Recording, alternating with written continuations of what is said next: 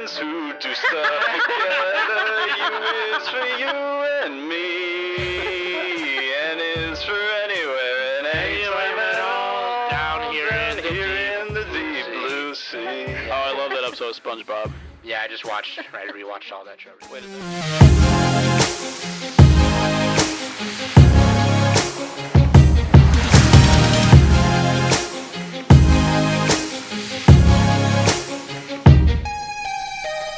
Hey everybody, welcome back to the Anime Summit Podcast. It's your favorite host with the most, Sam the Bomb. I'm back this week, so shut up. Alright. And with me every week is Dannie. Hello, hello. Nick. I want to be where the people are. Oh, God. And, of course, we have a guest this week for this topic, because it's perfect for this guest. Kai Clearance Suite. Beneath the pale blue moon, I see your eyes are glistening with so much love. It's tearing you apart, and babe, you know it. Yeah. Was that David Bowie? Yeah, it's David Bowie. Wait, was that actually David Bowie? Because I'm totally The guessing. man who sold the world. I don't know. Yeah, dude. I'm pretty sure it was Anyway, David can you Bowie. play Wonderwall? Yeah, anyway, here's Wonderwall.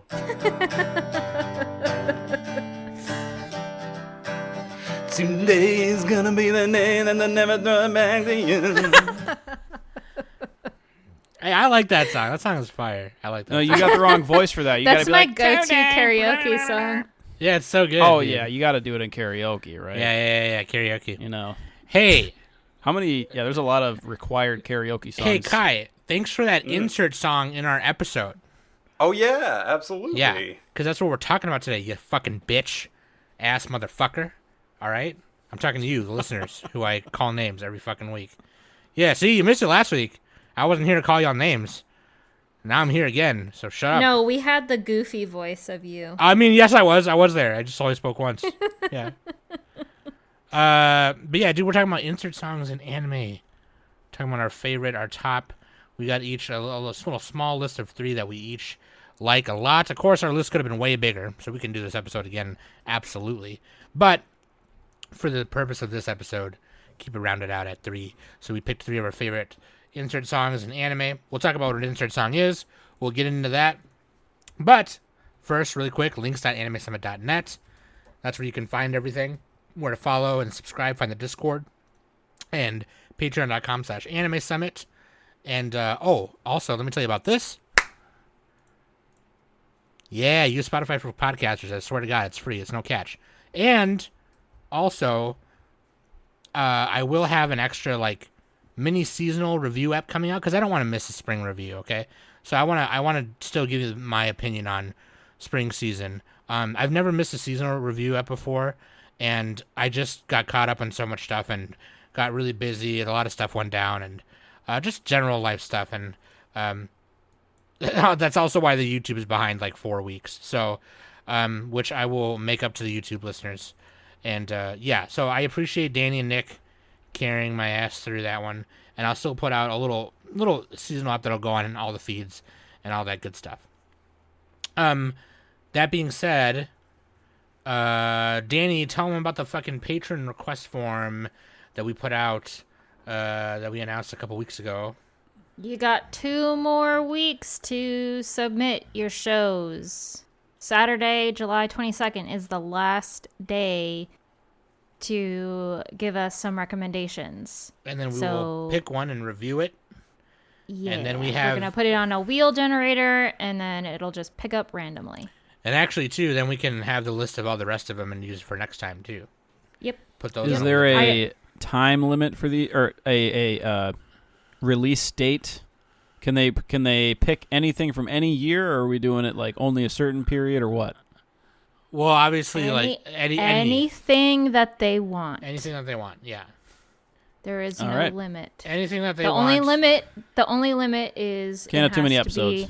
It has to be at least 12 to 24, 25 episodes. Yeah. At least one season Yeah. long. Yeah, and And we're only going to watch, like, the first season of that thing, like, if it's a long thing.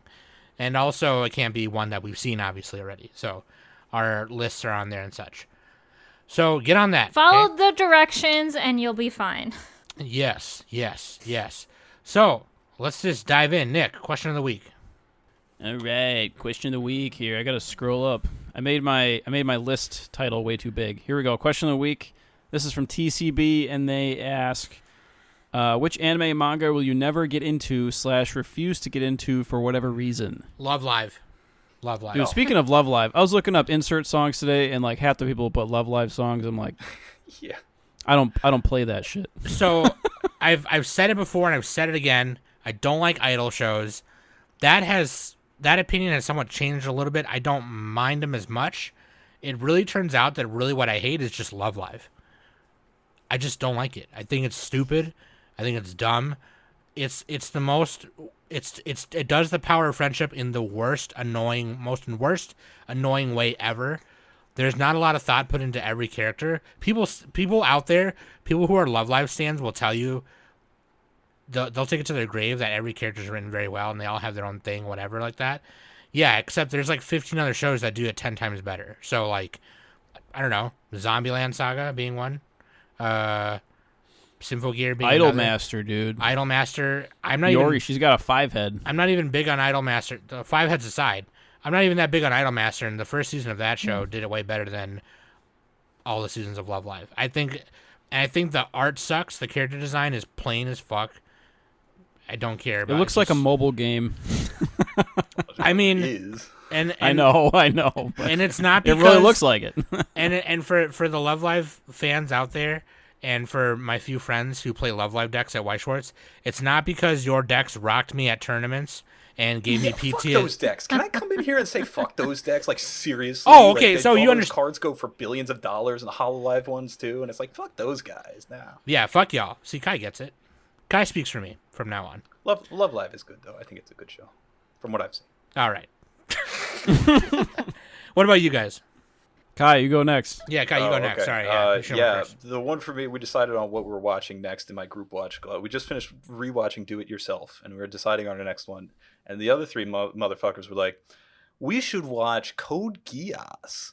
Oh, no. And I was like, in what universe Lame. do you think that I want to sit through Code Geass? What about Code Geass makes you think that I would be okay watching Code Geass? Code Geass is memes. It's really funny, actually. You look at it as a comedy, and it's funny. Ironically, maybe that would be the context. Yeah, I would need. you would probably get something out of it. Yeah. I mean, you're not gonna cry or anything, but you know. Yeah, it's the I don't know. Intellectual power fantasies are like my anathema. They're poison to me. It's like a worse Death Note, I think. There you go. But I think it's fun. I had fun watching Code Geass, though. I think it was, again, it's memes. I like the soup meme. I think that's a good meme. I don't like that meme. Damn. Nick. You should watch it. It's full of memes. It's hilarious. Kai points out one meme that he thinks is kind of funny out of it. And then Nick, that's the one I don't like. I mean, I kind of get, and that's probably the thing I would say. If someone's like looking for me and be like, where are you? I'm at soup. You know, I'd probably say that, but You would totally use it. I'm at soup. All right. What about Nick and Danny? What about you guys? Danny, you next. Tatami Galaxy. Oh, yes. Nope. Just watch it at 0.5 speed. No. Yeah, just lower the speed. Just no. I mean, honestly, anything Misaki Yuasa. Just a hard no. Damn. Yeah. Just a hard no. Come on. Fuck you, dog. Danny. Shit. No, I'll sorry. defend Danny on this I'm one. sorry. I How either dare that show you. needs to get dubbed. Also, on my Yuasa hate, what is the one with the monsters? Kimono Zume? Well, that was like his first one. I'll give that a pass. I was forced to watch that. That is the worst anime I've ever watched. That is like, I hated it. Yeah, that was like his intro anime. That doesn't even count. Oh, I almost picked Kaiba for one of the insert songs. I should have said that. Oh, yeah, me too. The tree song, dude. Yeah. That's what I'm talking about. Yeah. Hell yeah, Sam knows. Fuck you guys. Fuck Kai and Danny. Best recommendation Nick ever gave me. I love Kaiba. That show Kai, does let's seem good. let's do a Misaki Yuasa hate episode. good. Yeah, we should. I did Hold me like, back. Hold me back, a- Sam. Hey, like Devilman, literally fuck the both of you, alright? Fuck the lot of you. Oh god, The Night is Short, Walk On Girl. Oh my god, I hated that film. Me and Knockington are gonna fuck off out of here. We're gonna do a Misaki Iwasa love episode. How about that? We're gonna bruise you up. We're gonna bruise you right up. I'm gonna bruise you right up. How about you tip your top your hat to that, governor? Huh?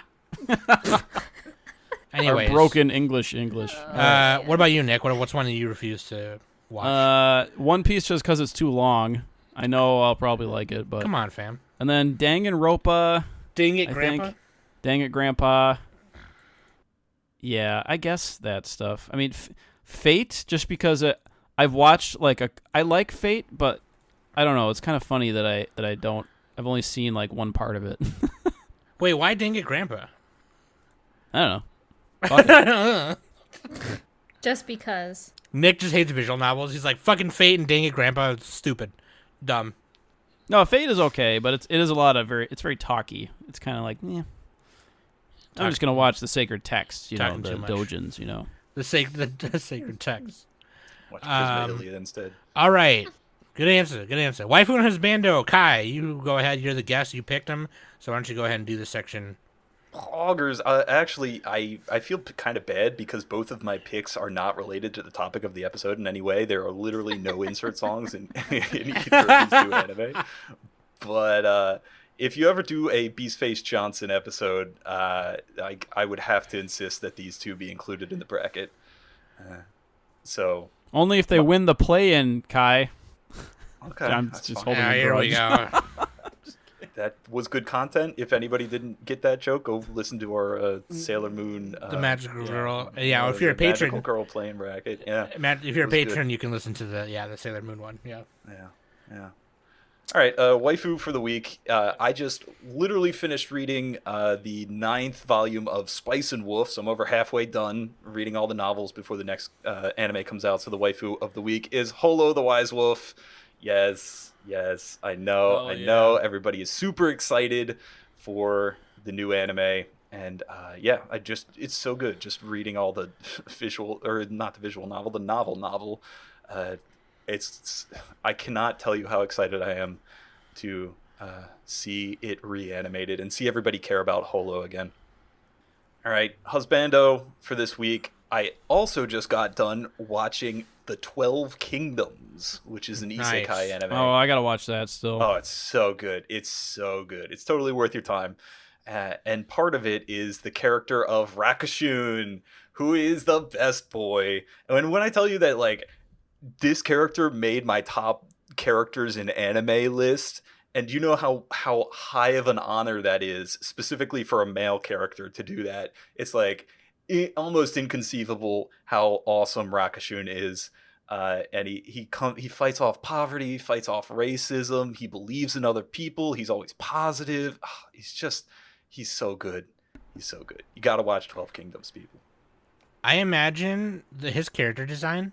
For some reason, I'm imagining if they made a TMNT anime in like a different dimension, because every TMNT like adaptation is like a new kind of timeline, If they made an anime one, that Splinter would look like that a little bit if he was younger or something. That'd be cool as fuck. Yeah. He does. They both do have a human form. Oh, okay, cool. Hamato Yoshi. Shout out Hamato Yoshi and the Hamato clan. Hell yeah, dude. Okay, let's move to the main topic, okay? Fucking calm the fuck down, alright? Favorite insert songs in anime. Now, you're probably out there going, Kai, what is the difference between a soundtrack, the OPED, insert song, background music, a score, whatever? Now, let me take you on a little flashback, a little context flashback. Yesterday when we were talking to Kai in the guest channel in our Discord, and Nick was asking for some help, like, hey, like, what constitutes exactly like what an insert song is? And I kind of said the same thing. I said, yeah, can you give us your definition? Because Kai is like, he's like obsessed with insert songs. I don't know why. It's fucking funny. It's a meme at this point. But like, I have been known to run insert only AMQ sessions. Yeah, that is a true statement. Yeah, and I thought, well, okay, fuck you, okay. So then Nick said, I want to know what the difference between OST and insert songs. Is there a difference? Is like, what is it, you know? And Kai said, I would generally say anything is fair game except using the OP or ED.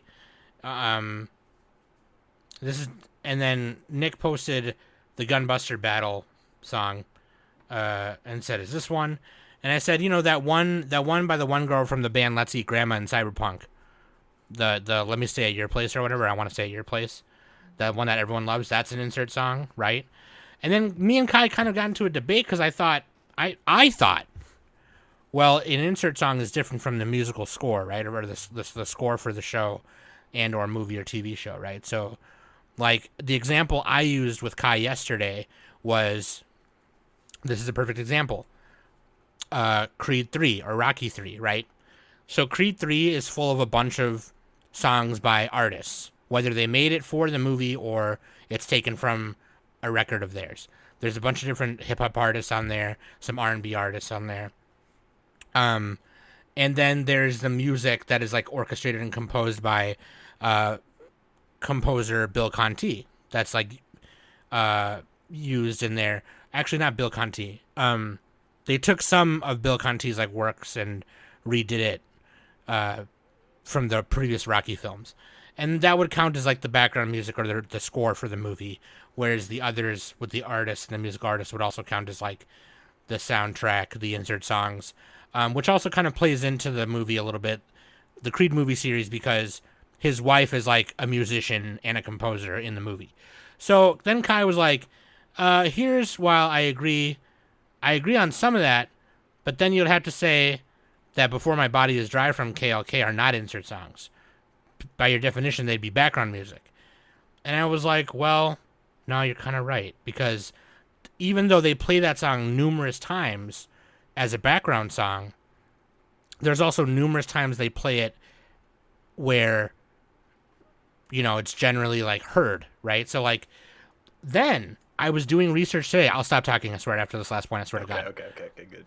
After this last point, let me tell you, I was researching them today where it kind of reinforced Kai's point, where it said insert songs are generally songs that are put in not as background music, while like when you hear a background music or a score in a show or a TV show or a movie, generally something's happening, characters are talking over it, and it's just used as background noise to enhance the scene or enhance that part of the act, right?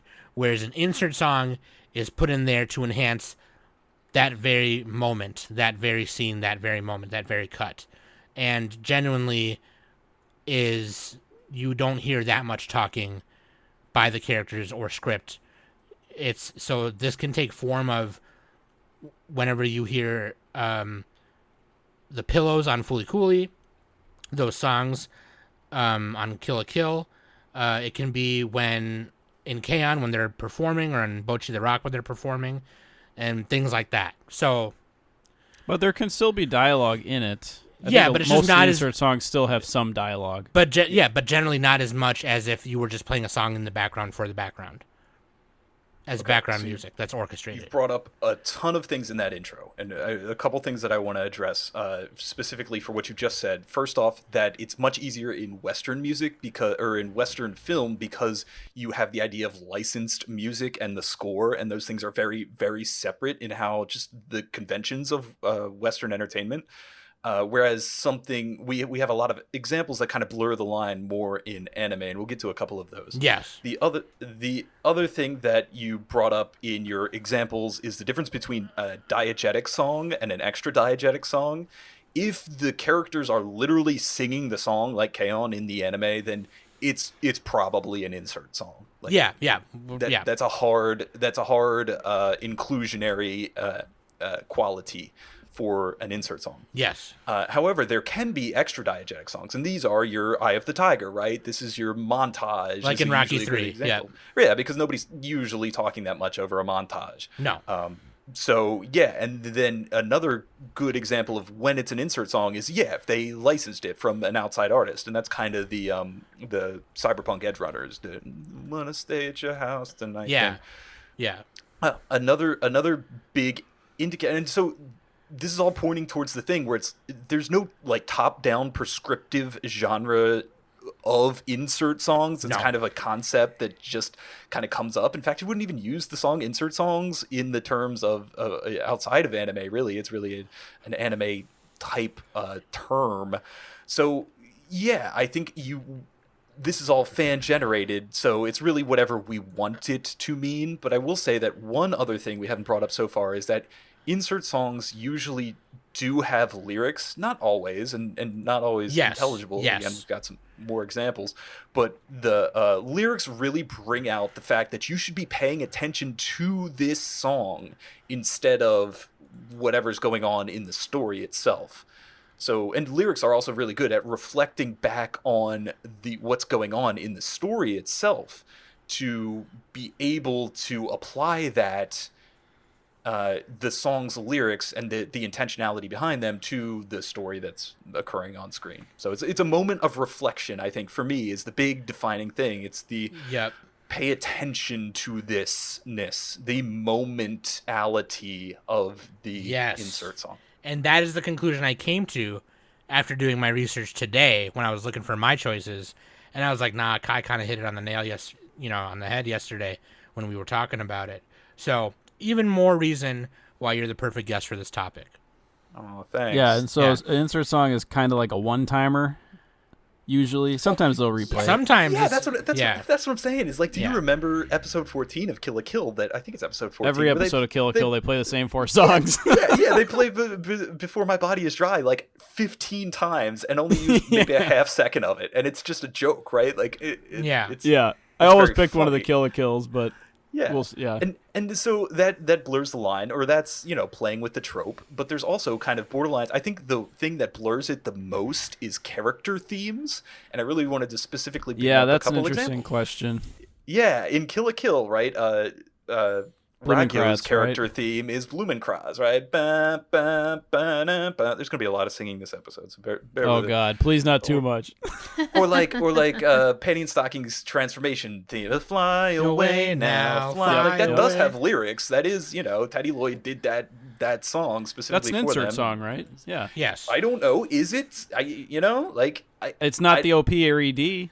It doesn't have meaningful lyrics that contribute to the. That's more of a transformation song, isn't it? Yeah, it's more part of. Right. In my opinion, And that's more part of the would that be soundtrack, considered? Would like a Sailor Moon transformation be an Right. insert song? The other one I have is Credence Justitiam, which is Mommy's transformation theme from Madoka Magica, and it's like I think maybe if it only but happens one time and it's like a big deal. That's what I'm saying. The Then I would say, momentality. for of Yeah, it, the right? momentality Is that the of right it, word? yeah. Is that But the if they right do word? it I don't know. every episode like Sailor Moon, like every single one, I don't know. Yeah. Well, Credence Justitiam is used 3 times in Madoka Magica, so it's like, I don't know. Does that preclude it I'll from being allow an insert it. song? I don't know. Yeah. But Viewers, just what do you like think? generic like background like do do do do just like walking around. That we're not counting that. Yeah, that's Yeah. OST. That's a different episode, right? The Or when- do do do do do do from Melancholy. Or when Honey Bear walks around, normally you can hear put in like a trombone. Right? Yeah. There's a tuba. Oh, tuba. There you go.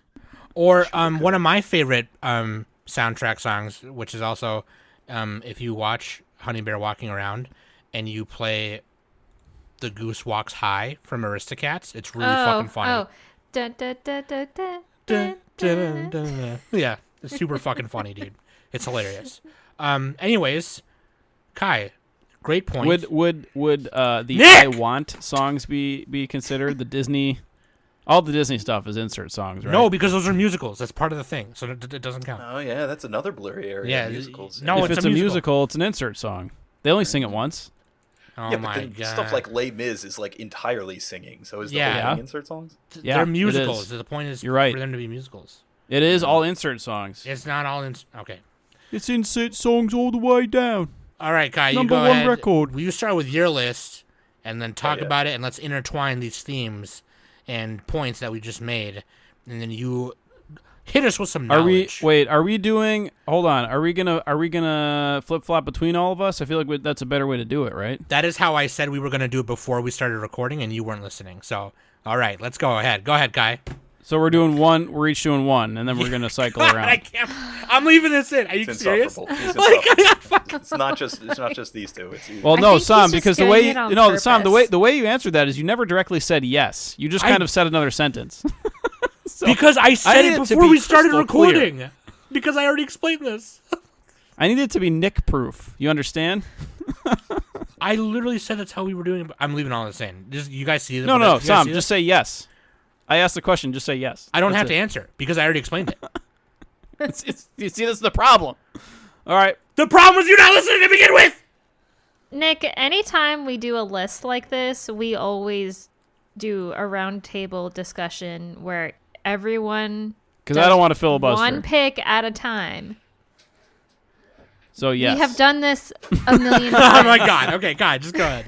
Kai, just go ahead. F is for friends who do stuff together. U is for you and me. N is for anywhere and anytime at all. Down here in the in the deep deep blue sea. Oh, I love that episode of SpongeBob. Yeah, I rewatched all that show recently. Wait, is that actually on SpongeBob? Yes, it is. Yeah, it's best insert song ever. All right, am I going? Yeah, go ahead. Yeah, Go, alright. go. I don't know if you know me, but one of my favorite things, one of the things I've made most content about on my YouTube channel, youtube.com/clearanceweek, go check it out, includes the Melancholy of Haruhi Suzumiya. Link in the description. Hit that smash and subscribe button, bitch. Yep, smash, subscribe, like my favorite. Follow me on Twitter too. So in the Melancholy of Haruhi Suzumiya, there is an in-universe performance wherein there's a school festival and two of the band members can't play, so they stumble across Haruhi and Yuki. Haruhi gets dressed up as a bunny girl and sings and plays rhythm guitar. Yuki does the fucking fire solo as the mage outfit that they use later in the series. It's very good. The song that they play is called God Knows. It is my favorite thing in anime, probably ever. If we're talking about the momentality of something, then this is the moment that made me love anime. I think watching this, the animation. It's a good song. It's and, a good and the way song. that it comes up and everything too. Yeah, it's a surprise to you as the viewer, just as it's a surprise to Kyone. It's Yeah. so over the top. Like, it's way So better than it much. should be. It's so much. Yeah, and that, a large part of Is that the joke? Is that, like, it's way too good for a high school song? I think Or what? not really. There's a lot that goes into God Knows, and I'll describe a lot about it because I could literally talk about this, and I have talked about this for hours. But I will say that the animation quality is very, very high, and part of why it became a meme. You can see her, like, even just the gif of her shouting and at the loud parts is. Well, it was animated by the late Futoshi Nishiya. You can go on my YouTube channel and watch my eulogy video where I talk about all the art directors and everybody that passed away in the arson attack on Kyoto Animation. And, like, God Knows is, like, the definitive insert song for a generation. Like, it is quite possibly one of the most popular anime songs to exist, especially for anybody that was around back Well, it has in, the most views on YouTube for an anime song, just because it hasn't got taken down yet. yeah, right. I think it did get taken down a few times, and then it came back up or whatever. I'm curious, like, if YouTube never took anything down, which would be, like, the most popular songs? Because a lot of times they'll just take them down. But I will tell you though that, like, there's like 130 million views on it.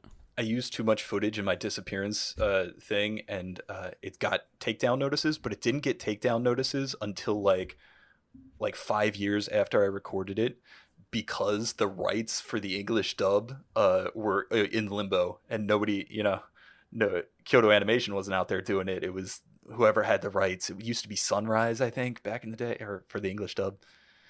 Anyway, God Knows has an English dub. It has a dub in every language that the show has been dubbed into, and I would highly recommend everybody go watch the Russian version of God Knows, because it's also one of my favorite things. And yeah, God Knows is the performance of God Knows and Lost My Music led so much, or it feels very much like it's like you're not talking about Macross, are you? You took off Do You Remember Love, Nick? Oh, we should still mention it. Yeah, so it feels to me like if you've seen Do You Remember Love when Lin Min-mei performs at the end. It's like such a big like climax thing, right? And God Knows to me is like the definitive insert song for a generation that uh that was in Do You Remember Love. And Yeah, also because that was the 80s or 90s. yeah, Was that that was the 80s, right? I think it was the 80s. Not sure. I'm not the Macross expert here. Yeah. Go ahead. Although I do, yeah. 85? 85. Okay. And yeah, I would say so 84. much how the animation on God Knows and how it was received led into K-On! I think you could really draw that together, And then I could talk for literally hours about how reflective it is on the characters, how the lyrics of God Knows apply to the relationship between Kyon and Haruhi. And how like this is Haruhi's way of being able to say thank you to Kyon in the way that she would never allow herself. And there's a lovely scene under the tree after she performs, and God, the whole things you do aren't usually things people praise you for. That whole bit. I know you guys know. I know you guys love Haruhi as much as I do. That's my favorite. That's my spiel. I watched the movie on my phone. I got to keep saying that. Oh fuck. Actually, I like Haruhi, but I got to He redo probably it. watched it while he was on the toilet. On the turlet. The greatest anime Guys, film like, of all time. oh god. Such disrespect. That's don't that's put- what I don't understand. The Haruhi movie. Why do people like that one so much? I watched it and it was like it was pretty good, but You don't put respect, Nick. Well, you can go find something like 3 hours of me talking about the film on YouTube if you want to know in Jesus. depth why it's the greatest anime film ever made. Certainly.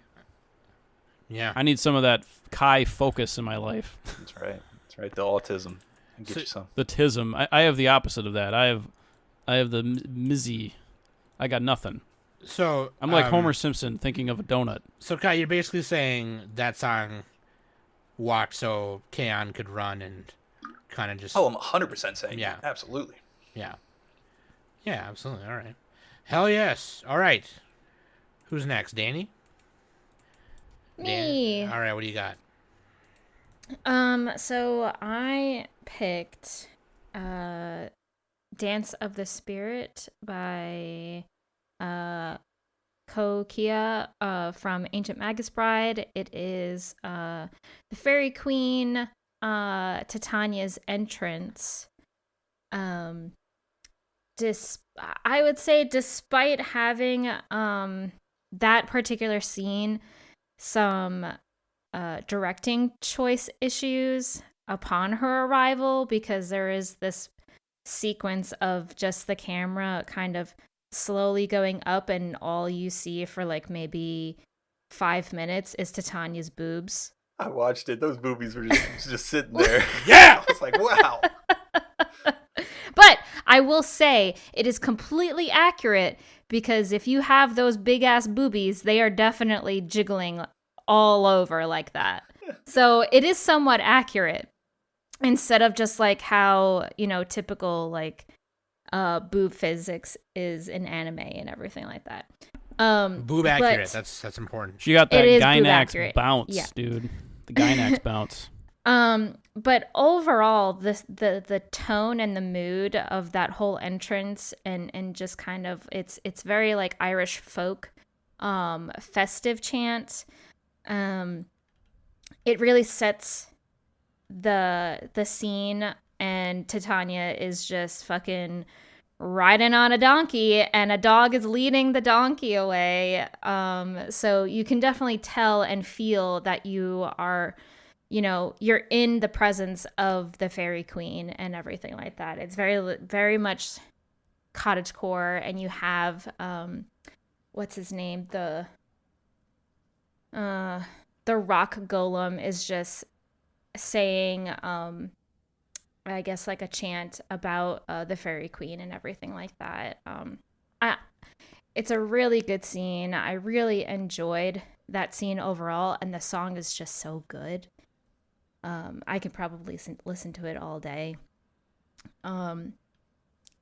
Kokia, her 2008 album Fairy Dance is pretty much it has a bunch of Irish folk inspired compositions in it, which I find fairly interesting because you don't hear too many modern artists doing any folk, Irish folk songs. So, and it, to me, it's just a very soothing ambiance kind of thing for me. So, and it really sets how the show is portrayed and everything like that. At least the first season, in my opinion. Fits with the setting. Yes. Yeah. Especially like the context on what's going on in that episode, because you have Chisei, who before she was fighting off some sort of spirit, and then she like kind of hurt herself in a way, and so pretty much Titania was there to kind of not only introduce herself but also give her assistance in healing Chisei all at the same time. So, but yeah, that's all I got really. So Okay, Knockington. All right. So my first pick is from the show, or the OVA, Gunbuster from 1988. And this recently had a new Blu-ray release, which Anime World Order did a review on the OVA pretty recently, like this past week. So if you like Gunbuster, if you're not sure if you should watch it, go listen to the Anime World Order episode. They don't actually spoil it. So they do a good job talking about it without spoiling it. But yeah, by the way, GOAT anime podcast, Anime World Order. Just calling it now. Just even above ours. They're better than us. Okay, anyway. They are. They're really good. Dude, even in 2005, like they started in like 2005 or 2006. They're the OGs, dude. They're like yeah. They're Gen X, and like they're holy shit. They're so good. But anyway, like, they're actually open about shit, and they're not sipping on haterade all day, which is yeah. They nice, they do tend to like a lot of the more like older stuff, but they do like some of the new stuff too. Sure. They like to joke around about like the weird like OVAs and stuff. But on the episode, Gerald was saying that Gunbuster was his number one favorite OVA, and like everyone's like, well, yeah, I can't argue with that because like it is probably, it's easily a top 3 all time anime OVA. Like I don't even think it's close. I think for me it's number 1. I know a lot of people like Giant Robo.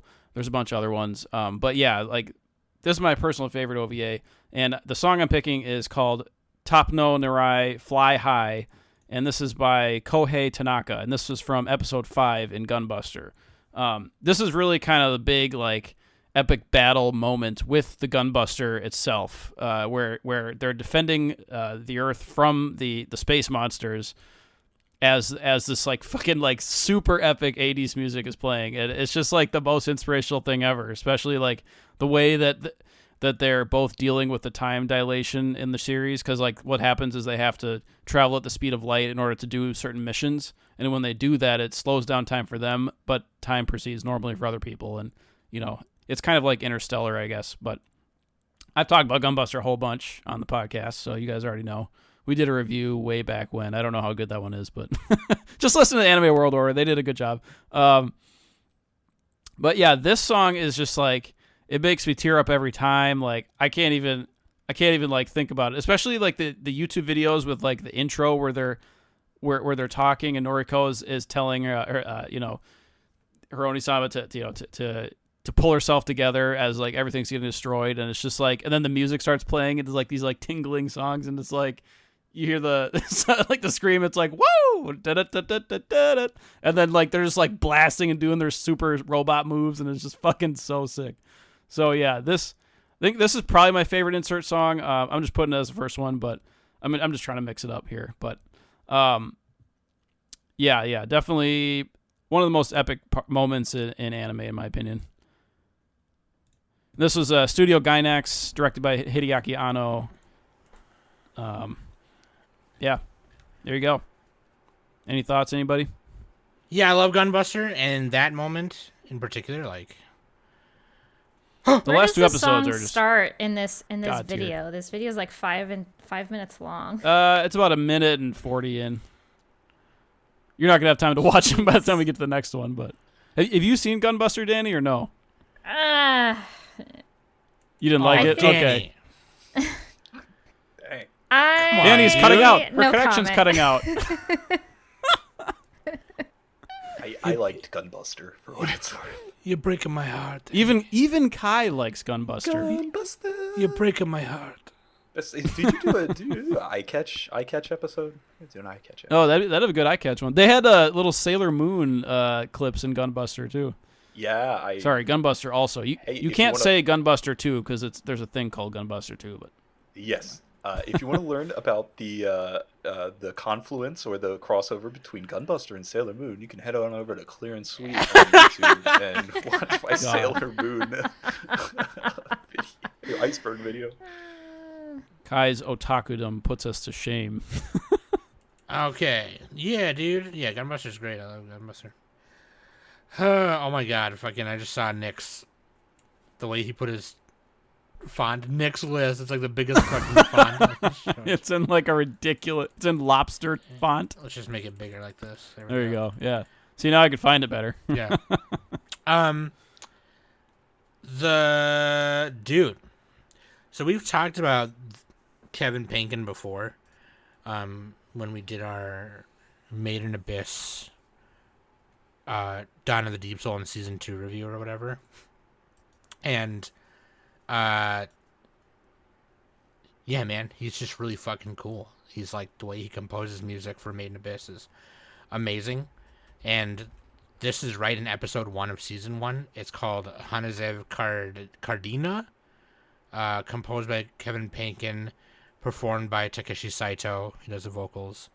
This is heard right at the end of the first episode of Made in Abyss season 1. And it's Oh yeah, this song. the world that Right when like the frickin' sun rises and stuff. It starts. Yes. Good moment. And so like he composes a lot of the music for, whether you call it background music or whatever, right? But this song in particular, it plays in a few moments, I think, throughout the show, but it only plays in really surreal moments like this. And here's the thing, okay? This show pulls the sneaky on you a little bit. It starts out with the art style and everything, okay? And it kind of like it sets it up for it to be like this grand adventure, right? That they're gonna go down the abyss because Riko has a calling to find her mom and whatever the hell. And it's just like this really beautiful scene with this really beautiful song played in the background, and you're thinking you're gonna dive into this very wondrous,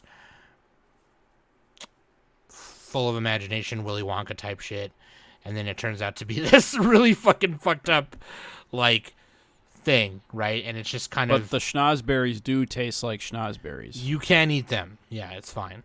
But like, It'll just break your arm afterwards. yeah, you'll just This is like the opportunity on how large the abyss hole really is. yeah, because they're looking down it. Yeah, they're like, If you think about it, this is a character theme for the Abyss. Yeah. that's actually a good way to say it. Like, I know you're kind of memeing, but no, for real. Tom Like, Keed. We said character themes don't count. Wait, do they? I don't know. I didn't change Yes, it. they do. if anything, you chad. So shut up. Dude. No, seriously though. If you ever just get the time to like listen to, and by the way, let me say this because I forgot to fucking say this in the beginning. I'm only gonna put a few clips of our topics in here. I'm not gonna put all of them, but I've made a YouTube playlist of where you can go watch these scenes and listen to the songs. Okay, and I'll make. Yeah, we can link that in the show notes. And I'll put that in the show notes. It'll be like a playlist by our YouTube channel or whatever, so that way you can go see it or whatever. But I will put the clips of our topics in here so you can hear those. That being said, make sure you go and listen in the appropriate places to support the artists and stuff. But yeah, if you ever get a chance to listen to just the Made in Abyss soundtrack in general, aside from this song, it's just really good. But this song in particular, with the singing by Takeshi Saito, it kind of sets you for this. It almost like it's supposed to put you in a good mood before you go down. It wants you to like be in an okay mood, be ready for adventure, and then you go down before you go down and see the fucking utter horror that's like in the abyss. But yeah, great song, great show, great anime, great manga. Tone control. Sam, I have a question. Would you say that you would watch any anime that had Kevin Pankin as a composer in it? Probably not. No, but Damn. you're trying to make me watch Spice and Wolf, right? Yeah, I was totally. Yeah. Yeah. Don't play me, Pulled a little Saw that sneaky one on you. bitch. You thought. You thought. You thought, bitch. Sam, what's your Anyways. grudge against Spice and Wolf? Yeah, seriously. Sam show- hates economics. That show sucked. I don't like that one. Sam doesn't trust like that. When there's a girl who looks like a wolf, Yeah, what the hell? doesn't trust like that. Oh, Wolfface Johnson. I mean, what are you talking? What more do you want? She's like All the right. only good thing about it. Anyways, go ahead. All right, am I up? Am I up? Yes, you're up. Are we headed Hey, bad, to, better swing. Give him the pepper. Give him the pepper. Give him the pepper. We're headed to a new place, and the new place is Antarctica. Take me there. That's right. That's Okay. right. Well, we got to put our youth in motion first, because my pick for my second favorite insert song in anime is Haruka Tooku, which translates to far away. It's from A Place Further Than the Universe. Underrated. The show's underrated. So is that your first link or your second link? You got two of them in there. I put the second link, which is the actual Is that scene Ocarina of on Time link where or the Wind insert Waker song link? comes. Oh, nice. Thank you, Danny. I was looking for that. I couldn't find it. Yeah. But yeah, Well, that's why I asked Ooh. you what episode it was That's from. some good running animation. They have So- good. They have good gait. God, the animation is so good in this. This is episode 2 of A Place Further Than the Universe. Dude, they run And- like Tom Cruise. The one They- girl, the one girl's in the track club, and that's like a thing that comes back later in the thing. Anyway, go watch A Place Further Than the Universe. But in episode 2, they're trying to sneak into this Antarctica. They're trying to go to Antarctica, but they need to get in with the Antarctica people on the to go to Antarctica, and they're having this whole little scene, a moment of being they don't want to be seen, or they have to get somebody to get them in, and then right then the people that they don't want to see, the mom's friends, show up, and Shirase shouts "run," and it goes like straight into this insert song, and the entire and they get the next 2 minutes is just them running away from these characters. And what's so great about this is that it's thematically perfect, right? You have all this talk in episode 1 about how the characters aren't moving anywhere. They want to do something with their lives, and then you hit this moment where it's just like it starts. It's very, very visual and oral with an or oral. They're also way. having really fun while they're running too. you know? Right. Like it's not like a danger thing, and the song Yeah. kind of clears you into that it's very much like a we're doing something with ourselves now Yeah, thing, or we've yeah. crossed the borderline, the giddy giddy high ikanai borderline. Right. Yeah, and then they're doing something. So Would you say their youth is in motion? that's exactly what I would say. Yes, of course. Yeah. I'm sorry, that line was so cheesy when I you would- said that. I would also say the girls are all right, because Yeah. I like all the characters in the Place Further Than the Universe. So You much. gotta say that when you're at Otakon. I feel like my youth is in motion. Yeah, I'm only 34 When you're waiting years in old. line and the line is starting to move. That's so cringe, Nick. I would do it. Yes. I'm just imagining somebody saying that in real life. Like, that's just crazy. Yeah, it's one of those things you can get away with in fiction that you can't really. Yeah, especially in anime, you can get away with it. But I don't know. I would say that A Place Further Than the Universe is one of the shows that is kind of the most true to life in a lot of ways. Not that I know 4 high school girls who go to Antarctica, but that it does feel, or those emotions and those ways of behaving feel so true and so relatable. And I think that's the success of this scene. I gotta rewatch this. I went to that episode to watch it. I'm all like, so Yeah. good. Yeah, don't watch the Beatles song movie. You confused it with that one time. I know. I'm sorry. At least I said universe instead of across the universe. Also, my other story about A Place Further Than the Universe is that they announced in January that there was going to be an English dub, and then Finally. right, and then in February I DM'd them on Twitter and I was like, "So hey, what's the status of the dub?" And they say, "Coming soon." Oh And- my god. And then in July I DM'd them on Twitter again, being like, "So like, geologically soon, or like, come on, what are we doing here? Jeez. Now you got to DM them on Threads. Oh, fuck. They moved to Threads. That's what happened, Kai. Yeah, probably. Like that's any better. Just... Now Zuckerberg's in control instead of Elon. Great. Great. It takes a real talent to make Zuckerberg look like the good guy. Yeah. All right, enough of that. I could get started on all the AI stuff and the open source research. Kai Yeah, is it's just not the like- place. It's not the place. Who's next? Money is all fake. Come on. Danny- Yeah, I will rant if you give me the opportunity. Danny is next, and I totally forgot about the cross the universe thing. That's really hilarious. Okay, go ahead, Danny. So my pick is from Cowboy Bebop. The song is called Green Bird by Gabriella Robin, and it's episode 5. Wasn't that by Leonard Skinnard? Just kidding. Oof.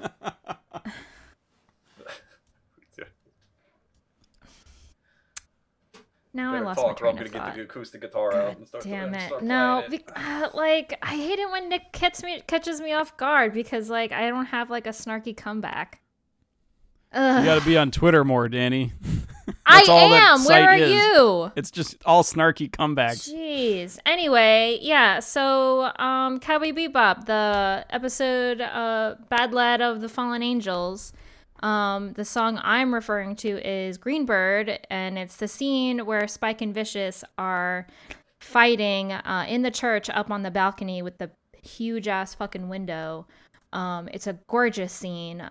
Practically one of my all-time favorite scenes of the entire show. And,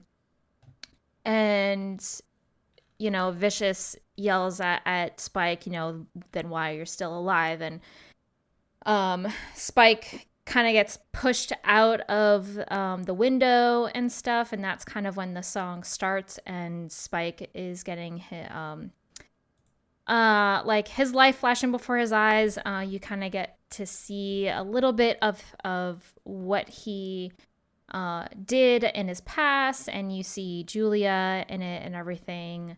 You know, so it's a very impactful scene. Not only that, but you know, Spike is falling. I mean, I don't know how many feet, but it's practically like a 3-story or maybe 5-story building. I think it's a church, right? Yeah, it's the church. Like, it's the cathedral. So we don't even, at this point, you know, it's episode 5, so it's pretty early in the show, and we're seeing him fall out of the window, and we don't even know if he's going to survive at this point. So the song is... It's just so it really like kind of sets you on like, is Spike gonna make it? Because at the end of the song, once the song ends, it's Spike kind of like limping, and then all of a sudden you see Julia come out of a door, and then Spike just falls to the ground. And so at that point you kind of think, okay, well, Spike is definitely on the ground at the cathedral now. So, but yeah, but luckily, I mean, he survives. He's Spike, so, he made it. Yay! But it's, I just love that song. It's the stain or the glass in the slow motion as that song plays. It's just such a mood. Yeah, it really is. And then like the grin, like because he also, as he falls out of the window. You know, he throws a grenade at Vicious. So, and then there's a couple of scenes where, you know, you see Spike falling, and then you see the glass, you know, everywhere, and then and then another shot is looking at the window, the stained glass window of the church, and then after a while there's more flashbacks, but then there's another shot of the stained glass window, and then it blows up. So, and isn't this also like the end of Cowboy Bebop, right? Spoilers. No, this is episode 5. Right, so I know, but it's like pretty calling back, or with the final battle between Vicious and Spike, isn't that? Yeah. In the same cathedral, or am I missing? No. No, That's a no. different spot. Oh, okay. Yeah. it's still very early on, and with that explosion with the grenade and everything, now at that point we also think that Vicious is also dead, because how can you survive a grenade like that? So but even then with Cowboy Bebop, it's pretty episodic, so we don't even see Vicious until like I think like the very end as well. So but yeah, So Cowboy everyone Bebop, go watch Cowboy Bebop. best anime of all time? Question mark? Cheed. I think an American audience would probably vote it number 1. No, they put like Attack on Titan now or something like that. I would probably also say maybe a lot of Westerners like Full Metal Alchemist more. I think it's Attack on Titan now. I think that's above it. But I mean, I like Cowboy Bebop. I'm not saying I agree. I think Bebop is great. I think it's amazing. And Japan hates it. They don't get it. for what it from the 90s. I mean, I think it's still, it has not been. I mean, it's not outdated in my opinion, at least. I will disagree, and I will say not on the fact that Cowboy Bebop is the greatest anime ever made, because I wouldn't argue against that.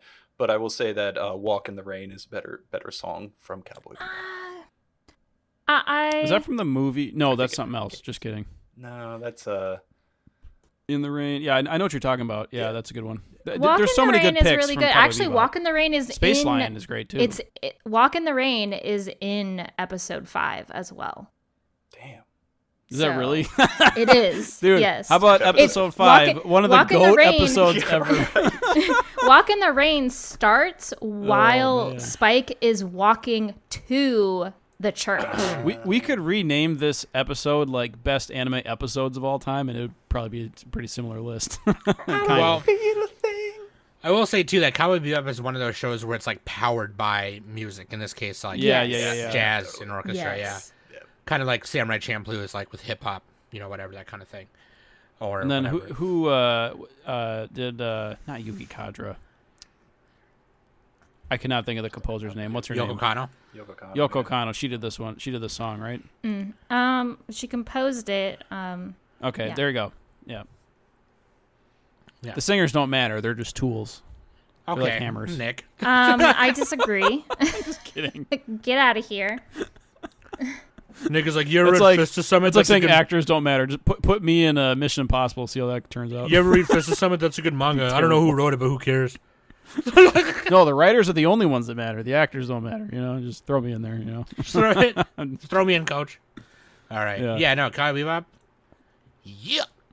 Love it. I was gonna pick it, but I feel like that's more of like something I would pick for all around soundtrack. I was about to say something else about but I agree. Cowboy Bebop, but I'm gonna save it for honorable mentions before the last one. But yeah, dude. Okay, Nick, what do you got? All right, let me find my list here. Oh, I have there to it is. Screen cap this and show people. Like, it's so fucking funny. Like Nick's It's so list. huge, dude. It's 107-point font. All right. So I'm going to piggyback off Kai. Kai walked so I could run with my superior pick to God knows. Actually, it's not better, but it's pretty good. Fuwa Time by Hiroyuki Maezawa and Sumugi. Oh, shoot. That's the characters. Is that? Sumugi's the character. Mugi is a character in Kalen, yes. God damn it. Okay. Who composed it? The composer who did it. Somebody find that for me. I'm going to keep talking. I did a quick Google search, and like I hate how they do this. They do the like the singers before the composer. It should be the composer first. Dude, we and the found it singers earlier and we last. told you. No, you didn't. Somebody paste it in there. Someone go paste it. I did. All right, go ahead. Go ahead, Nick. Go ahead. All right. It's from K-On! From 2009/2010. This is the song that their band sings. Is there? Okay, this has been a while since I watched K-On! This was like 7 years since I watched it. Their band is named Fuwa Time, right? Or is that wrong? It's called Hokago Tea Time after school. Oh, Hokago Tea Time. God damn it, dude. I'm remembering the Demolition D video where fan. Mugi steals the fruit. I'm a fake fan. That's good. Yeah, the demo. I'm still more of a real Fake Sailor fan. Moon fan than all of you guys who got the Sailor Moon song wrong. Oh yeah. AMQ. Yeah. On Anime Vista quiz. You just guessed the right season of Sailor Moon. I was Fuck the off, only man. one who got it right, and you guys all got it wrong. I'm the real fan. All right. This is funny. So Fuwa time, it's similar to God Knows a little bit. This one's it's different in the sense that like it's kind of like a mix between that and Plays Further the Universe, because like what they're doing is they're living out their high school years, and like that's kind of what this song represents. It's Fuwa time is the high school years for them. It's like the halcyon days, you know, the bittersweet, like you got to use it now because this is the only chance you get. And like at one point Yui like loses her voice, and this might have been in season 2 actually, but No, this was season It's 1 season where Is this Mia, one? she lost her voice. okay, Yes. season 1 she loses her voice. Season 2 a whole bunch of other stuff happens, but they Pigtail Girl, dude, I cannot think of the names right now. Azusa, yes, she's in season 2. Fake fan. Fake fan. Fuwa time. It's very catchy. They got a music video for it. They sing it a few times, I think. And like what you do see is you see them practicing it too. Like the thing with God Knows is you never see them practice it. So they're just like they just show up and like it's like holy fuck, dude. But Okay, I take umbrage, but so Yuki Nagato is actually an alien. yeah, she can cheats, learn dude. she takes one look at the She's an sheet AI. music, and then She's she knows how Chat to play the solo, GPT and Mid Journey or whatever. There we the go. fuck. Streak continues. But Fuwa time is like it's nice because like they're playing it in front of their classmates. They've practiced. Well, K on the joke is that they never practice, but they do practice. They practiced drinking tea and eating cakes. So it's just kind of like a culmination of like that part of the school year, and it's very heartwarming, very bittersweet, and it's all around fluffy, which is the name of the song. So I'm picking that one. It's classic. It also contrasts with my other 2 songs, which are more epic. So I wanted to pick something a little softer. Yeah. Sounds The great. softest thing. Kaon's great. I support this pick. And Nice by the one. way, K-On! Is better than that other show you guys were talking about. Bochi? Kai, you gotta back me up here. Okay, yeah. calm down. Go check K-On! the- is go check, Bochi is great. Slow down. gotta check Bochi's the great. anime Brothers episode where Nick and I guested to talk about Bochi, and we both said Kaon was better. Damn. Damn. I don't think anything is haterade. better than K-On! In that genre. Haterade. Cute girls genre. K-On!'s number 1. All right. All Anyway, right, calm down, dude. Fuwa time. There you go. Everybody check that out. Who's next? Sam? Yeah, I can't really dude. see your list there, Sam. I can't find you. Oh, sorry. Yeah, Oh, there it is. Sam's list. Here, let me fix that for you. Okay. Thank you. I shrunk your... Oh my god. What is going on here on this show sheet? Nick's list. Sam's list. And then just Danny's list and Kai's list.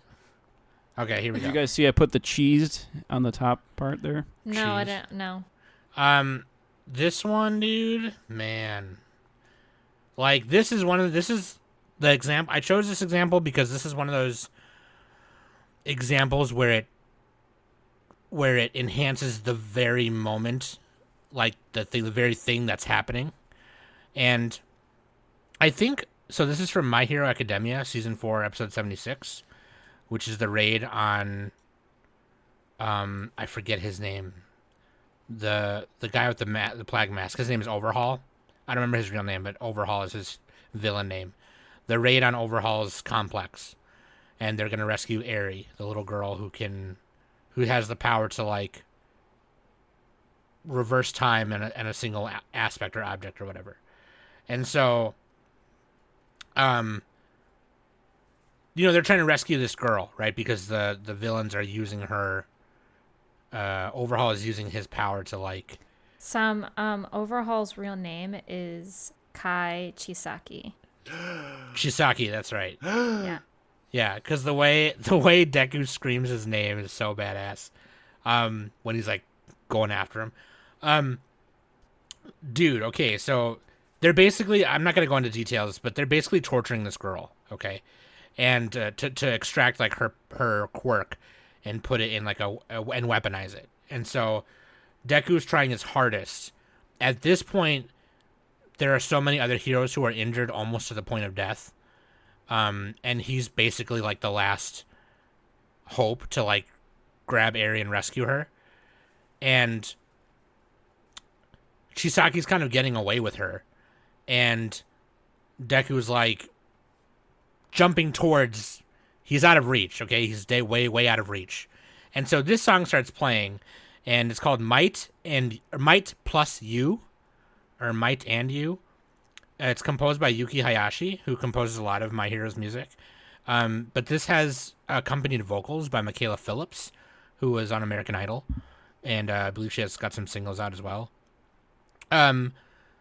So this song is actually a ballad arrangement of You Say Run by Yuki Hayashi, accompanied by Michaela Phillips' vocals. And I think actually the first time you hear it is in Heroes Rising, the movie, but I've never seen the movies, so this was the first time I heard it. This is kind of, in this part of the show, production kind of takes a dip or whatever, but like in this episode particularly, and in this fight, it just is like turned up to 11, right? Because they have to, you know what I mean? They have to like make it look really good. But like, Deku needs her to like jump. Like her only hope is for her to jump, right? And she's really scared. And then she jumps. And then this song is like playing. Lyrically, it's like this very cheesy, corny, like, if we stand together, we can survive, and we can, don't worry, I'll rescue you, and whatever kind of thing, whatever. And it's corny, right? The lyrics are corny, but it's like, lyrically, it's everything that Deku believes in as a hero, what a hero should be.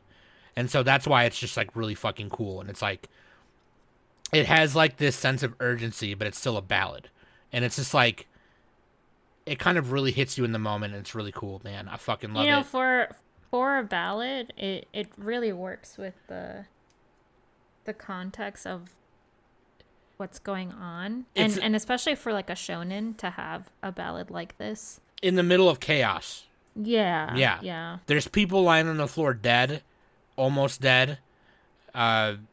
People who have lost hope already. Like, it's Deku sees Eri and Overhaul Chisaki, and he goes, "Brother, it's me and you, and it's not gonna be me. I'll tell you right now." And then he proceeds to mollywop this motherfucker up and down the streets, up and down the sky, literally over there, over here, and over there, and on the cloud. And he says, "Fuck you and your mother, and your father, and your grandmother, and your grandsister. I'm gonna put you to the street." And it's badass, dude. Fuck!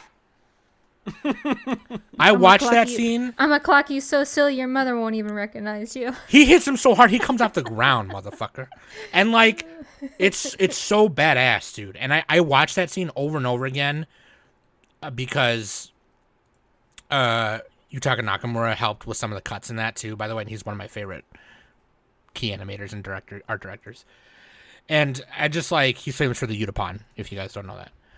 But like, so like, it just like, I love it, dude. It's so good. It's a good moment. And the song, I listen to the song a lot too, and it's just, God. Okay, anyways, go ahead before I pop off again. I want to like fight somebody now. Let's fucking fight, dude. Kai, you want to fight? Yeah. So if you, like me, think that shonen and all its associated themes are stupid and have no tolerance for it, then let's go somewhere else. I'd like to take you. How dare you call me out, Kai, with my last pick? I would like to take you to a place somewhere far away. That is on Mars. Is it further than the universe? Well, that's in our solar system. It's terraformed Mars. Ha! We're talking about. He made a reference to your last one. Yeah. Sorry, guys. They go to Mars and Cowboy Bebop. Now I'm thinking about Terraforming Mars, the board game, and I have a whole. Yeah, that's what I was thinking of too. Now I'm thinking of Terraform Mars, the anime. Oh God! Imagine if they got that red eye over to Mars. What do you think would happen in the Aria?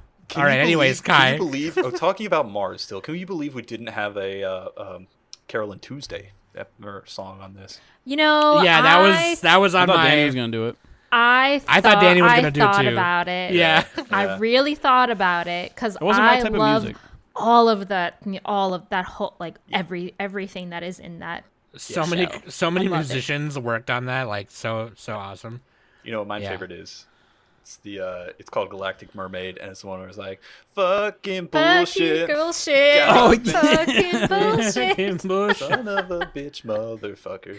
All right, save it for the honorable That's mentions. an Go inside ahead. song. Go ahead, Kai. It is? Okay. Anyway, so we're in Aria, the animation in the third season, Aria, the Origination. My third and final pick for best insert song of all time, one that never fails to make me cry, is Alice's Canzone in episode 9 of Aria, the Origination, which if you've seen it, I don't need to tell you. I know, Nick, you're the only person here who's seen it. Yes, don't spoil it though, Yes. because this is worth Okay. watching. So try to be a little bit vague about it. You are totally right that this is the climax of an entire character's arc. And I will say that it's simply they're gondoliers on Mars, right? And for some whatever reasons of the plot, Alice, who is this very shy, very timid girl, she has this whole kind of rift with her mentor where she doesn't want help and she wants to be seen as independent. And they're all kind of living in the shadows of these great water fairies who are their mentors. And then there becomes a situation where Alice has to sing, like the gondoliers do in Venice. They're like, they sing while they're pedaling the boats. And this is not something that Alice has ever done. She's very soft-spoken. This is not something that we expect Alice to be able to do. And she, without like batting an eyelash, without, any type of hesitation or anything, she just goes straight into it. Just a cappella. This is also all the more impactful because it's literally the Japanese voice actor singing the song, and the voice actor is not a singer, which matches Wow. the character, right? Huh. And That's very interesting. yep. Oh, and interesting. she Yeah, a lot of times practiced- they're like a triple threat. She was so scared of. I watched the behind the scenes stuff for Aria the Origination. This is all from the mouth of Junichi Sato. He was saying that she was so scared of doing this performance. Like she trained so hard to do this performance. The voice actor, Just like the character. yeah, just like the character. and then it's like 2 minutes of just the character singing this beautiful song. And if you've made it all the way through Aria the animation, because Origination is the final season, if you've spent all this time with these characters, there is no single way you are not like absolute sobbing as this event happens. And you have a Kari face at the end. Yeah. She has a square mouth. The crying, yeah. And They all have different shaped mouths when they do that. and it's not like it's a oh, this is sad thing. It's like a Grave of the Firefly. It's like, oh my god, I've never witnessed anything in any amount of fiction that has affected me to this degree. It is what I would call the perfect tonal moment in anime. Not as perfect Nice. as the rest of our Nice. picks, though. No, and once again, shout outs to Junichi Sato, The goat. who I, The who I goat. have to mention every time I am on this podcast. Why don't you get a body pillow of him? That's what I should. Fucking tempt me, Nick. Hey, requisition it from India or something, Yeah. That actually kind of reminds me of like what do you call that? When there's like a meta story to the story, like the actual creators Yeah, meta. Is what you are call like kind of mirror what's happening it. Yeah. in I think I've talked about this before, but I memed about the Little Mermaid song, the Part of Your World, but that's almost the same story as this, except the singer is actually a real singer, but there's like a scene in one of the documentaries where Howard Ashman is like coaching Jodie, what's her name? He's coaching her on like how to sing the song, right? Jodie Benson. And, like yeah. that's kind of similar to what you were talking about with Sato and the actress for goddamn Alice. Yeah. Right. So bad with names. Dude, everybody check that out. Check out that documentary, Howard Ashman. Disney has always been gay, by the way, which is good. Just saying. It's a little gay, love. I ain't gonna lie to you. Every musical is gay. it's a Every little single gay. one. every single musical. Am I wrong? Am I wrong? No. All right. Yeah, you're like, no. I say that growing up in theater. Anyways. All right. And that truly is the GOAT insert song part of your world. Just calling that out. All right. Okay, Danny, What we got what's your last one? No, it's Danny's turn? Danny's turn. Yeah, because Kai went and then No Danny. skipping. No skipperoonies. So my last one is from Spy Family. It is the song is TBD by No Name, who also does the music for Spy episode. Family. They also do a bunch of the openings for NEDs for Dorohedoro. This is episode 5, and this is the scene where Anya gets accepted to Eden Academy, and this is kind of like her celebration thing, and Lloyd rents out an entire castle, and there's just this fighting sequence of pretty much a reenactment of Anya's favorite TV show that she loves to watch, which is Spy Wars.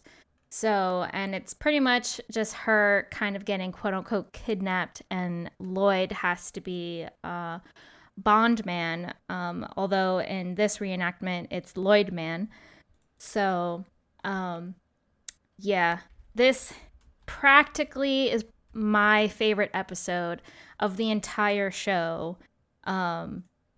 It's so good. It shows like how embarrassed Lloyd is, like kind of doing this child's game, really, because he's, you meet him as like this serious man and everything like that. Actually, we watched this for our watch party, and Kai, you were a part of that too. And I think you also liked this episode a lot. Well, isn't this episode anime original, or like not original? This is like an anime original, yeah, because in the extended? manga, this like scene is kind of like 3 pages long, and that's it. Yeah. So this is an anime original. Yeah, So this episode was great. I loved it. yeah. Yeah, and I didn't even remember that there was an insert song or like a montage bit when Mhm. Lloyd's doing all the action stuff. I remember. Yeah. I remember the fight with Yor at the end. I thought that was my favorite. Oh, the fight with Yor is great, and like the minute she tries to kick him, her heel of her shoe breaks, and then she just knocks out on the floor because It's she's funny. so drunk. That's so funny. Yeah, this song, I mean, No Name is great. I love listening to their songs. Excuse me.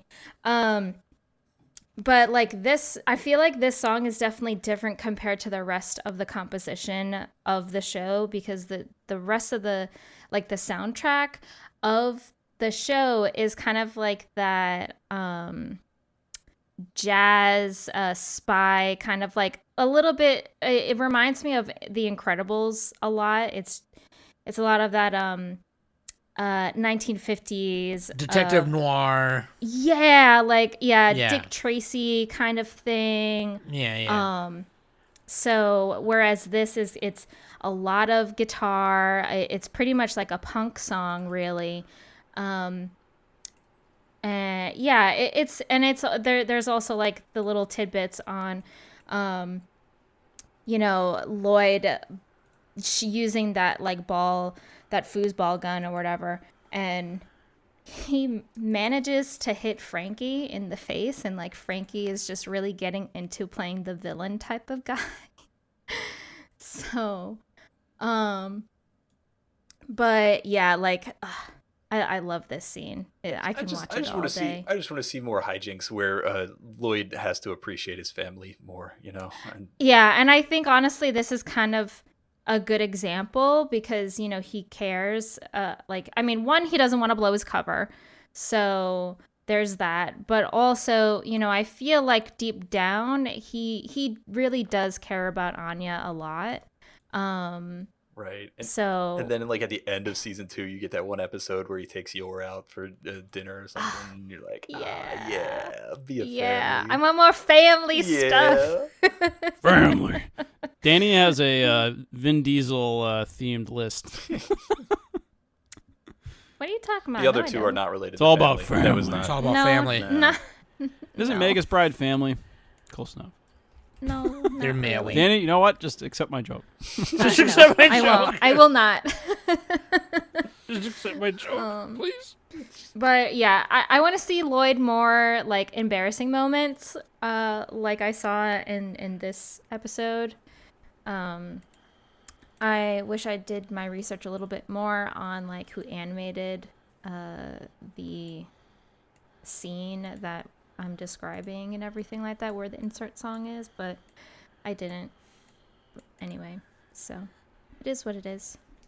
Yeah, Okay. that's it. Knockington? All right, I'm gonna take another page out of the Shonen handbook, and Kai, fuck you. Yeah, I'm gonna go pee. I'll be right back. This is from Fuck you, Kai, my bitch. last pick is from Demon Slayer from 2019. This was episode 19, and the song name is Kamado Tanjiro no Uta by Go Shina.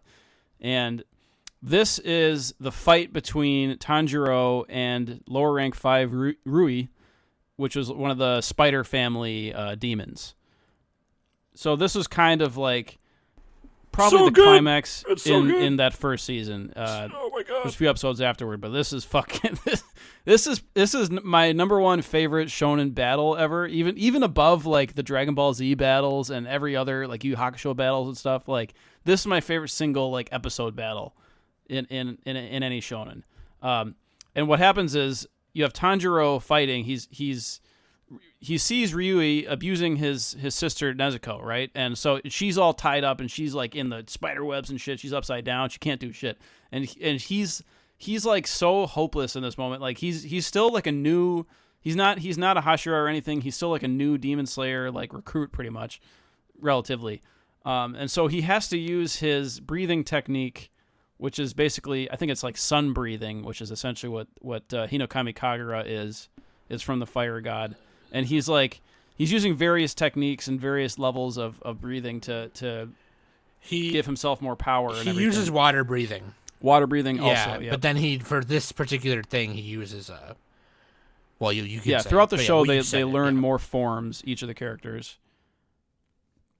So yeah, and like what happens in this season or in this scene is like Tanjiro is like getting his ass kicked, and he's literally about to die, and then he has like this flashback to his mother and his father and like them as kids, and she's telling him why his dad can dance in the snow when his dad is like basically on his deathbed, but he's still able to dance and do this like technique. And so like he channels it, and like Nezuko feels it too, and it's just, oh dude, I don't want to spoil exactly what happens, but like this is so fucking epic the way that they handle it, and like the music that's playing is perfect, and it actually plays into the end credits too. They don't do the Demon Slayer ED for this. This is the ED of this episode. Uh-oh. As they're battling him. Uh-oh, that means it's disqualified. I'm Not sorry, it's Nick. not an ED. I'm sorry, Nick. That But it means plays it's into the ED, disqualified. if that makes sense. You know what, And, like, what Kai, happens why don't you during go the fight fart is in the just fortune Technicality, cookie? It's technicality God on tier, anime dude. music God quiz, tier. if it plays as the an ending song, it's considered All right, an check it ending out. song. Where's not- is it in the list? Fuck you, Kai. You. Too bad. Sorry. Why don't you go fart in a fortune Wrong cookie, one. buddy? All right. Okay. It happens mid-episode. Yeah. Yeah, fart in a fortune cookie. Yeah, Sam's on my page right here. Okay, you got the My Hero scene, which is great. I got this scene. You know, we're shonen sluts right This here. scene it's so fucking awesome, dude. Like, God, This is what put fucking Demon Slayer damn on the map. The reaction YouTube videos alone have millions of views. Of this, oh yeah, of this scene. People it's so showing fucking their funny. faces when they're watching it. They're like, oh. And people are like all surprised. Demon Slayer's like, oh, it's one of the top on Mal now. Does it deserve it? I'm like, this episode does. Like, fucking A. This episode does. Yeah. Fuck you, bro. And it's the first time you see him do, what Nick said, the fire breathing. He's doing a different form than what he's been doing the whole entire time, and it's like, oh my god, it's fucking cool, dude. I want you all to know that Nick really means what he says, because he took off. He put that one on instead of, I wish that I could turn back time. Because now the guilt is all mine. I thought you were gonna sing Wonderwall. Just make our own anime. Yeah, I thought about doing Come Suster Todd from Evangelion. I already had enough Gynax on my list, so mix it up. Had enough Gynax. I actually think I like this. I like this moment. I mean, I don't want to say more, but I like it just as much as that one. Sure. Well, must be good. Hell yeah. You haven't even seen it, have you? Yeah, you haven't seen it, so you would convince Kai. Me, I guess. Kai, you would like this scene, and I think you would actually like parts of Demon Slayer. I don't want to say the whole thing. You would like parts of Demon Slayer. Sure. Dude, freaking! I mean, yeah. Don't even stop. It sounds stop good. peeing. That's what I'm saying. You don't just gotta pee on my cactus all the time. I'm not hating. I pee just on. wanted I pee to play Come Sweet Death. That's all. I pee enough on my own cactus. All right, you don't need to pee on my cactus. Yeah, there we go. All right. You're petting Nick's You know what? raccoon the wrong way. I like in this whole when they're on Mount Nagatama or wherever they're fighting, all the Demon Slayers have to work together. Nezuko is trying to help them out, and it's all about teamwork and they're all going beyond their limits and shit, which is every shonen, but Yeah, they do it good here, so they do it good. They do good. They do real good. Okay. What am I, the last one? God damn it, dude. I got to do all the work around here. I don't know. I got to find your list again. You keep getting smaller there for some reason. 4.5. God damn it. Some honorable mentions. God, emoji. I really can't see that. Holy shit. Some honorable mentions. I want to fucking Nick just. It's so funny. One of the running jokes on our podcast is fucking with the show sheet while we're fucking recording, and it's always Nick just fucking around, adding emojis and stuff. He just keeps where it says Sam's list. He keeps making it smaller, and Nick's. I got to screen cap this and show you guys.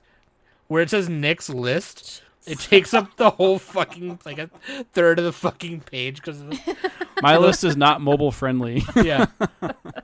So funny. No, dude, some honorable mentions I want to mention real quick that I didn't choose was Carol and Tuesday. Songs from Carol and Tuesday. Also, not just one song, all of the songs. Yeah, if not one of them, all of them. Also, the reason I was kind of banking on maybe Dannie picking this, right? But I didn't know, and I'm glad we talked it out now because Kai made a really good point earlier about how, it's almost kind of an insert song is almost kind of what you want it to be minus these few stipulations. And it's kind of hard because there's one thing that I'm thinking of that I didn't put on my list because of this. But it's the I forget the name of the song now. Fake fan. But I think it's one of the EDs to Nana, and it's by the band, the fucking other band, not Blackstones, but Trap Nest. Yeah, Trap Nest, and it's the I'm here waiting for you. You know what I mean? Nana has good insights. So I mean, so because it's a song by the band, they play it in the show. Yeah. So, but it's also an ED, so it's I didn't choose it. You know what I mean? So I didn't know. Yeah. How do you do that one? There are definitely plenty of other songs that aren't the EDs in Nana. But that one is so good. It is good. Yeah, I mean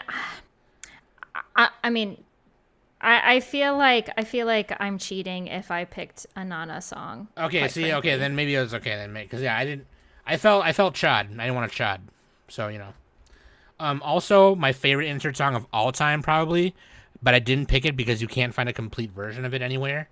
But it's the one dude who's beatboxing, telling Fu about Jean in Samurai Champloo, and he's doing it on the back of his Tanto or Wakizashi, and he's like, boom, boom,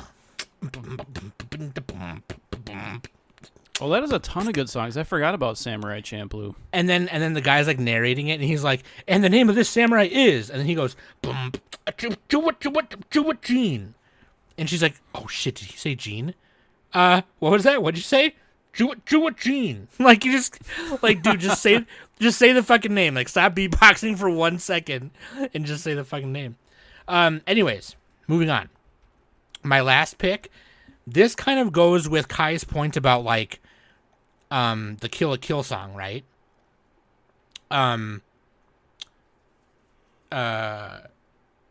Until My Body's Dry, right?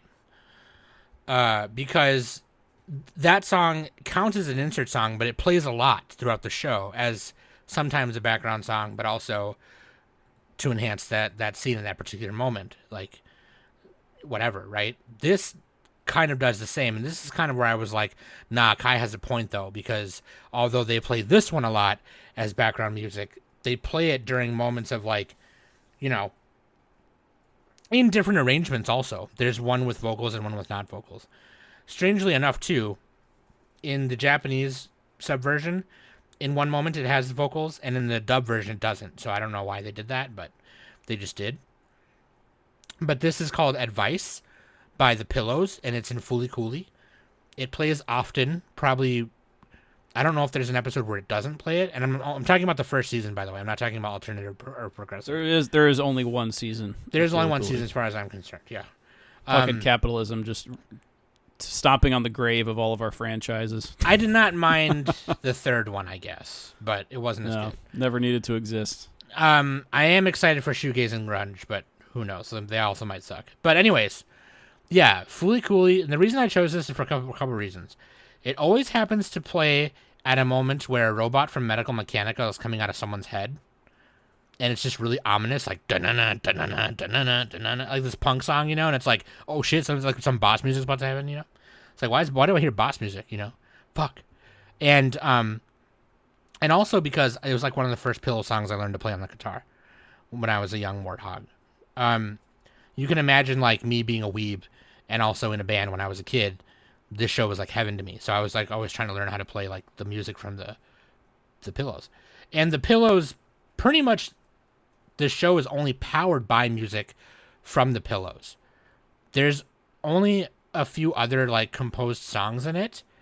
But other than that, it's always the Pillows. They do the background music, they do the insert songs, they do the ED. That doesn't have an OP, by the way. It's just ED. The whole show is powered by their music.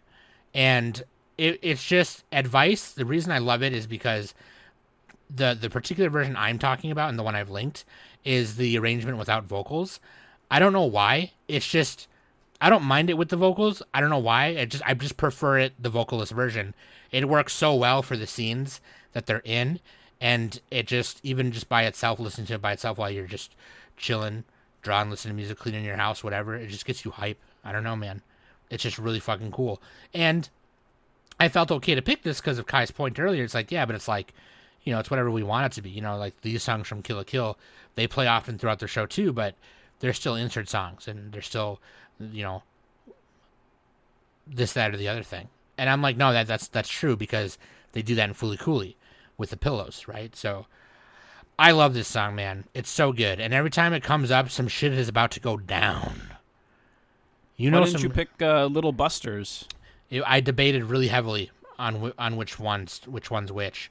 But Little Busters almost is like, Little Busters is another one I learned to play on my bass, and I just like it. It kind of was. It kind of the song Little Busters always caps the major event that just happened in each episode. When the robot threw up Nina Mori and was about to explode. Yeah, I remember that. After Adamus runs away, it plays. And so I kind of wanted to find one that was more in the moment, and Advice is that one for me. So, yeah. I love that whole soundtrack is really good, but that song in particular, it's just when you hear it, the way the camera shakes and the way that show is animated so well anyway, but like the camera, it's almost like you're watching a music video, like in that moment when the song plays. And I don't know, man. Well, the whole show is a music video, dude. Yeah, much. like it's fucking good, man. Kind of. But like, here's the question. Oh, go ahead. No, sorry, I'm done. You're right. I'm done. You're good. My question is this: do Kai and Dannie like Fooly Cooly? No, they hate it. You don't have to. I'm just wondering if you do. They don't like it. I'll say I appreciate Fooly Cooly. I guess. My God. I don't have any affinity towards Fooly Cooly, but I get it. I get. Yeah, well, I don't got any affinity towards your ass. That's fair. What about Dannie? No, Dannie likes it. I like Fooly Cooly. I mean, probably not as much as the two of you, but I definitely. I mean, I love the Pillows as a band, not just because they're in Fooly Cooly and stuff. Yeah. Their music in that show is Their music is amazing. great. Yeah, totally. Yeah. It's one of those shows you got to watch when you're younger, honestly. Yeah, that's I think what it is like it Did captures, you watch it too late when you're like 30 or exactly. something? It captures this like adolescence thing that doesn't match my experience and doesn't match what I think life is about, and I'm kind of just like, nah. Friends? Who has those? I'm just kidding. Just kidding. All right, well, if Sam got to do runners up, then I gotta get like 2 minutes here to quickly go through all the other ones that I did not include. You're out. Sound of the Sky episode let's do it. Let's do it. Servant of Fire. It's in French. It's great. We got DCD Rock from Panty and Stocking. The music video in Panty and Stocking season 2 coming out. Hyped. The entire soundtrack for Penguin Drum and all the insert songs like My Father's Shoes, like Ikorechi Mateze. Shout outs to Snowman, who watched the Penguin Drum rebuilds with me. We have Zombieland Saga Revenge. You guys gotta watch Zombieland Saga Revenge. Oh, sorry, I forgot. Yeah, that was one of my honorable mentions too. But I haven't seen Revenge yet. Right there. Good. I haven't seen Revenge yet. The second season has Junko's angry metal song. It's called Gecko Survive. With it starts with Tae doing a drum solo. It's the best thing I've ever seen. It was literally the hypest thing ever. Also saw Beef Stroganoff from Symphogear. I don't know where you were at on that one. I don't know what you're talking about Fully Cooley for when Symphogear GX is right there. I don't think I got to GX. You didn't get to Yeah. I thought you were a fan. I know, I fucked up. Oh, man. All right. Well, all right. No, GX is the third one, yeah? GX is the third season. Yes, that's correct. Okay, I didn't finish it. I probably didn't get to that part. Yeah. No, I fucked up. Oh, we said all the other ones. Magical Do-Re-Mi episode 45 with Santa Claus where they all sing Jingle Bells. That one's hot as fuck. Power of Love. Cyberpunk End Runners. Which one? Cyberpunk? Cyberpunk. Yeah, I really want to stay at your house. We said it like 10 times. we talked about that in the beginning. Good. Really you know All what? day with it. Didn't You see hear that? It's really good. And also Dannie, the Power of Love from the dub of the Sailor Moon R movie. You gotta believe in the power of love. So good. So good.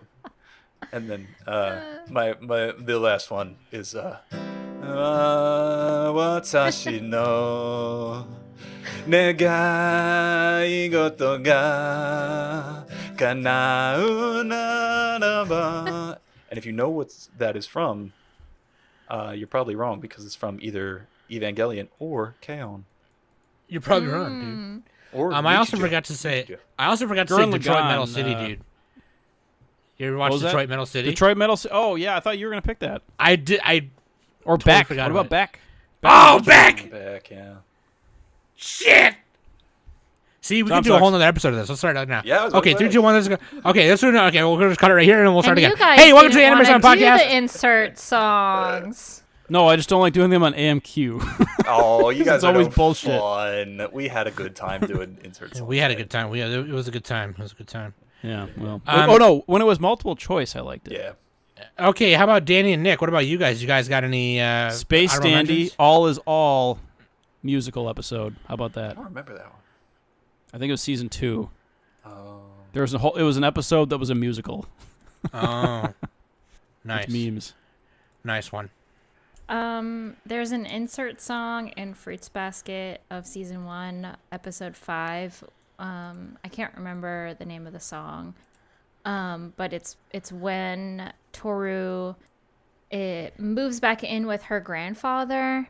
But then like her family is like slandering her because she was living with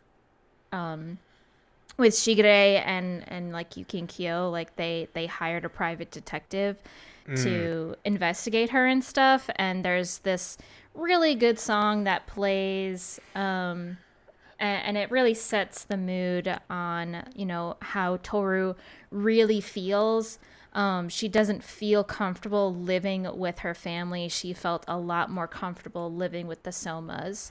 So, yeah. Yeah. It's a really good scene. And okay, another honorable mention. This is from the Oh My Goddess movie. Hey. The very end when the sisters fight the big ass like tree and their freaking angels Yeah, are the like three gigantic angels, and yeah. they're singing that song. I can't remember the name of the song, but that scene is so good. I love that scene. Nice one. That's it. All right. Great episode, guys. Initial D, everybody. I put that in my OST episode, so I didn't pick any of them. Look, running in the 90s. Look, gas. One of the most best memories I ever have is going to the mall and going to my job at the hobby store, waiting for people to get there to play HeroClix. And I would go to the arcade. I'd leave my stuff at the store and go to the arcade. Put in a quarter in Initial D. Put in my ID card. My Mitsubishi Evo Lancer. And nothing beat hearing Space Cowboy going down Mount Akina on that bitch, dude. That was a good car. That was a great car. I had so many points and upgrades on that car. And I could never play it again. Oh. Gotta find a fucking... You gotta buy the arcade system. I gotta buy the arcade system, dude. That's what I'm saying. Anyways... One more that you guys didn't talk about. Gurren Lagann, Libera Me from Hell. Roll. Anybody? Fight the power. Fight the power. Yeah, dude. And then also the songs from Clanad and Shinskayori. That show sucks. And every Ghibli movie. Okay, we could do this episode again some other time, okay? And Berserk. We'll have a different guest next time, now that Kai has given us the lowdown on the insert songs. Thank you, Kai, for being on. Hey, thanks for having me. And yeah, once again, go over to youtube.com/clearandsweet to subscribe and watch all the stuff. Link in the description for Kai's Clear and Sweet channels, okay? Yeah. That being said, I've been Sam. That's been Danny. That's been Nick. That's been Kai. And I'll take you out with the best insert song in a movie from Karate Kid by Joe Esposito. You're the best around. You know, you're the best around. Kai, where's the fucking guitar, dude? Where were you on that one, dude? Just play Wonderwall while he's... Yeah, play Wonderwall. Yeah, just play Wonderwall. You're the best. All right, Sam. Hit it. Today, they're gonna be No. You're supposed to sing Karate Kid. Oh, whoops. Fucked up. Everything is Wonderwall.